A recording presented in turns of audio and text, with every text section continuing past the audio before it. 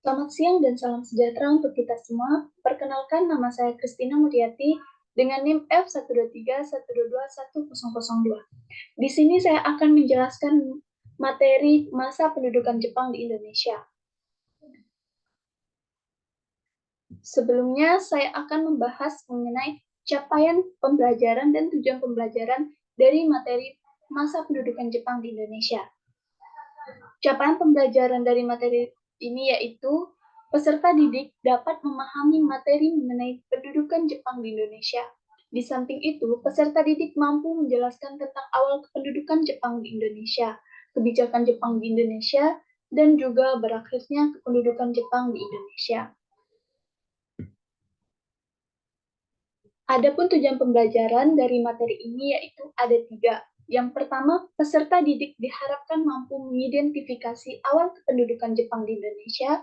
Yang kedua, peserta didik diharapkan mampu menganalisis kebijakan-kebijakan pemerintahan Jepang di Indonesia dari berbagai bidang. Dan yang ketiga, peserta didik diharapkan mampu menganalisis proses berakhirnya kependudukan Jepang di Indonesia. Topik pembahasan yang akan dibahas yang pertama yaitu awal masa pendudukan Jepang di Indonesia, yang kedua kebijakan pada masa pemerintahan Jepang, dan yang ketiga berakhirnya pendudukan Jepang di Indonesia.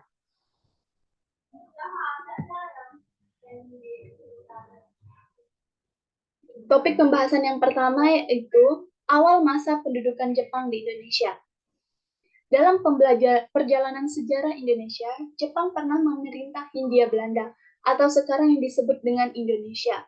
Selanjutnya, setelah jatuhnya daerah kekuasaan Hindia Belanda di daerah Sumatera, Kalimantan, Sulawesi, dan Maluku, memudahkan Jepang untuk menaklukkan pusat kekuasaan Hindia Belanda yang berada di Batavia, atau sekarang disebut dengan Jakarta. Kemudian, divisi kedua tentara Jepang yang mendarat untuk pertama kalinya di daerah Jawa Barat dan divisi ke-48 di daerah Jawa Tengah. Tentara Jepang itu dipimpin oleh Letnan Jenderal Hitoshi Imamura yang nantinya akan bertugas melawan sekutu dalam memperebutkan daerah Jawa. Pada akhirnya, kekuatan Jepang ditambah dengan divisi ke-38 di bawah Kolonel Shoji. Pasukan Jepang yang baru menaklukkan daerah Indonesia Utara juga akan bergabung. Meluasnya militer Jepang yang disebarkan di seluruh daerah Jawa sekaligus menunjukkan jumlah yang lebih besar daripada kekuatan sekutu, membuat kekalahan dari pihak Belanda. Sehingga pada tanggal 1 Maret 1942, tentara ke-16 Jepang berhasil mendarat di 3 tempat sekaligus, yakni di Teluk Banten, Eretan Wetan atau Jawa Barat, dan Karagan atau Jawa Tengah. Setelah pendaratan itu, ibu kota Batavia atau Jakarta pada tanggal 5 Maret 1942 diumumkan oleh Jepang sebagai kota terbuka dan tidak lagi berada dalam genggaman Belanda. Setelah itu, tentara Jepang langsung menguasai daerah sekitar, yaitu daerah Bogor.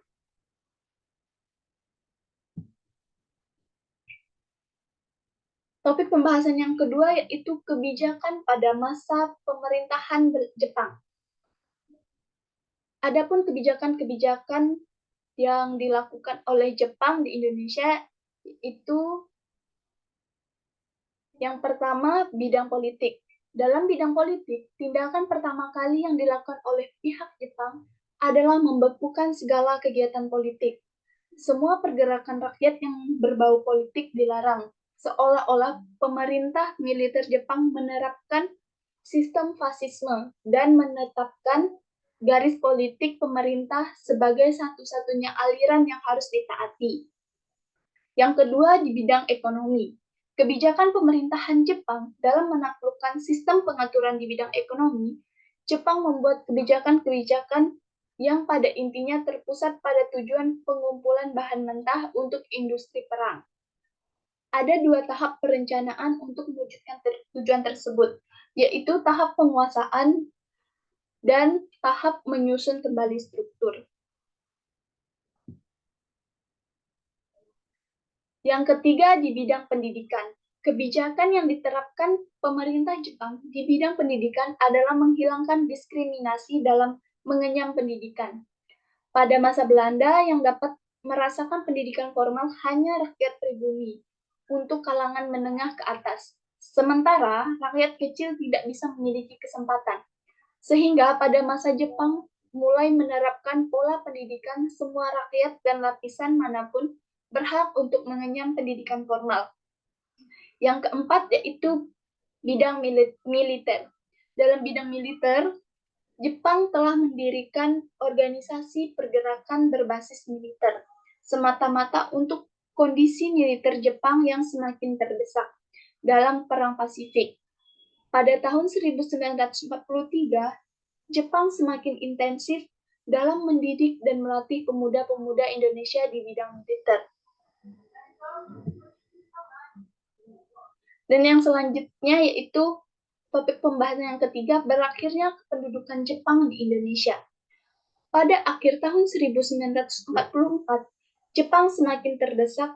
Beberapa pusat pertahanan di Jepang termasuk Kepulauan Saipan jatuh ke tangan Amerika Serikat. Terdesaknya pasukan Jepang di berbagai front menjadi berita menggembirakan bagi bangsa Indonesia. Harapan bangsa Indonesia agar terjadi perubahan sikap terhadap penguasa Jepang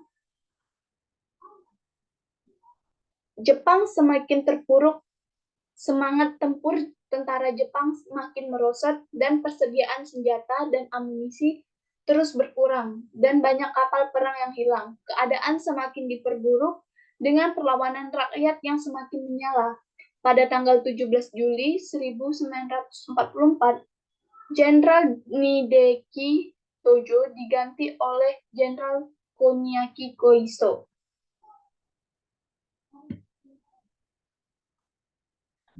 Pada tanggal 7 September 1944, Jenderal Koiso memberikan janji kemerdekaan kepada Indonesia di kemudian hari. Pada tanggal 1 Maret 1945, Panglima Jepang Letnan Jenderal Kumakichi Horada mengumumkan pembentukan Badan Penyelidikan Usaha-Usaha Persiapan Kemerdekaan Indonesia atau BPUPKI.